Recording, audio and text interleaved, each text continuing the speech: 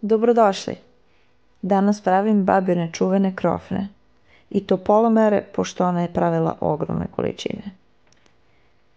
Jedno jaje ću razdvojiti, znači belance od žumanca.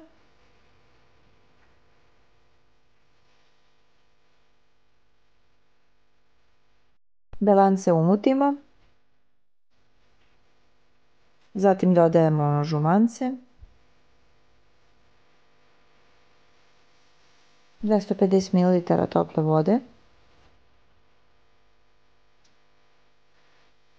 Jednu kašiku masti ili recimo 2 kašike ulja, ja sam stavila otprilike.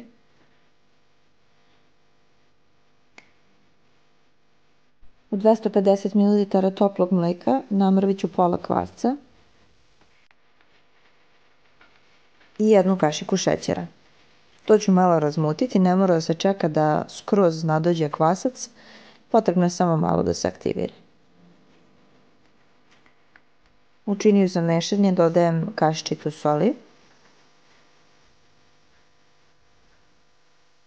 i malo brašna. Ovo ću prvo izmutiti kašikom kako bih mogla da dodam kvasac.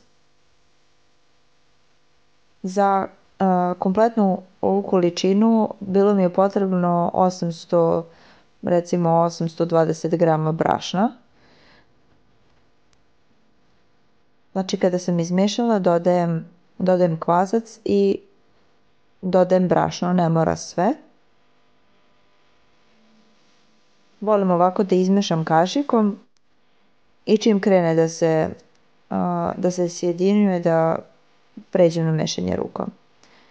Ovo testo će biti dosta mekano, vidjet će se sada i na kraju snimka.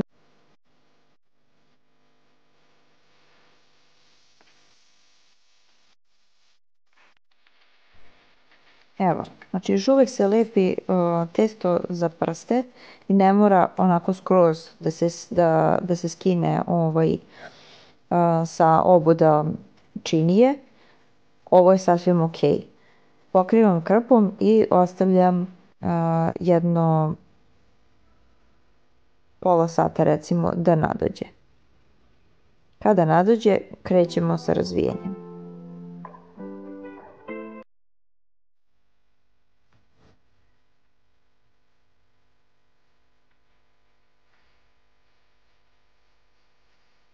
Prvo ću testo blago premesiti i ono će tu dobiti brašna još koliko je potrebno.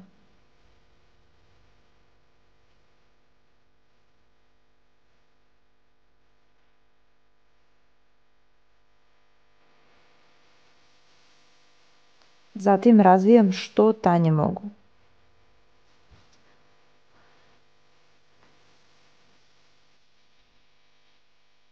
Sad uzimam čašu vode i prstima ovako samo kapam po testu. Znači nikakva četkica, nikako ne razmazivati. Samo prstima koliko da se onako pređe cijela površina, ali ne mora da bude natopljena. Baba uvek govorila da sve gde bude ta kapljica vode, bit će kasnije rupa u krofni. Ovo preklapam, ponovo popraskam vodom cijelu površinu.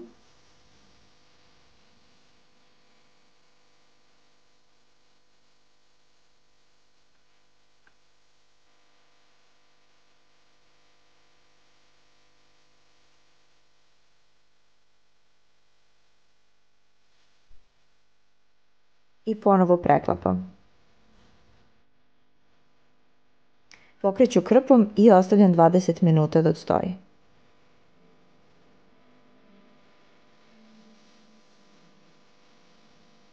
Sada je ponovo potrebno površnjaviti površinu i razvijati na par milimetara debljine.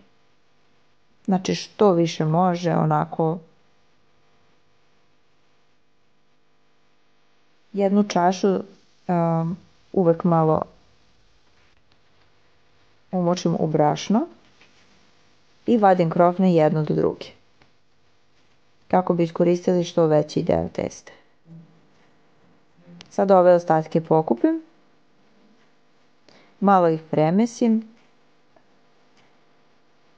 i od njih možete praviti recimo da liči kao na mekike ili koje god druge oblike želite, ali ono neće biti toliko vazdušasto, tako da ih stavite što tanje. Krofne ponovo prekrivam krpom i ostavljam 35 minuta da stoji. U tiganj je potrebno sipati ulja tako da bude recimo da bude na prsta. I nikako ne uključivati ringlu na najjače. Ja sam od 3 podeoka stavila na 2. I kada se ulje dovoljno zagreje, ovako da počne da cvrči, ređati krofne. Krofne se ređaju tako da se uvek okrene sa površine. Okrene se i stavlja se od sebe na napred, kako vam ne bi prsnulo ulje kasnije kada se dobro zagreje. Krofne će početi da rastu.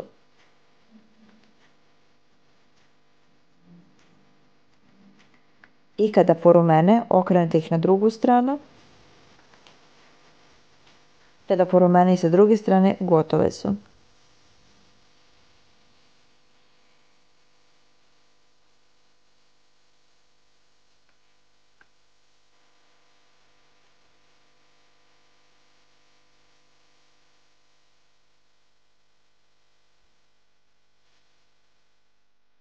Ova količina krofni koja se dobije od pola mere je sasvim dovoljna za 4-članu porodicu.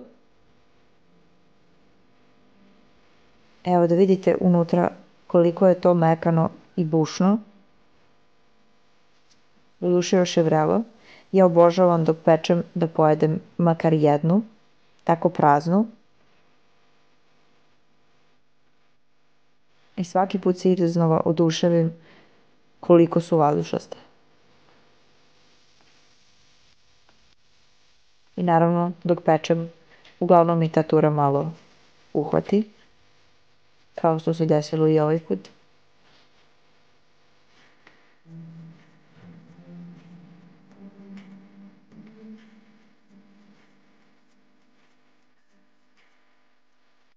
Preukusne su.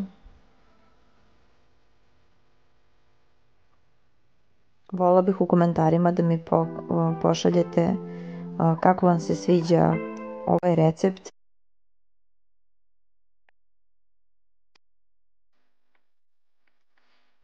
Ulje će već početi ovako da menja boju, to jest da brašno se spušta dole, ali nema veze, imat ćete dovoljno do kraja pečenja.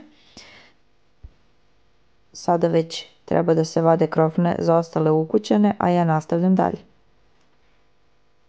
Evo, ulje je na dnu skoro skroz crno, to jest dno tiganja, ali je izdržalo do kraja. Znači bitno je da bude na srednjoj temperaturi. Ja krofne najviše volim da jedem sa pekmezom. To je ovog puta pekmez od kajsija koji obožavam. A vi mi pišite koji je vaš izbor i kako vam se svideo ovaj recept. Prijetno!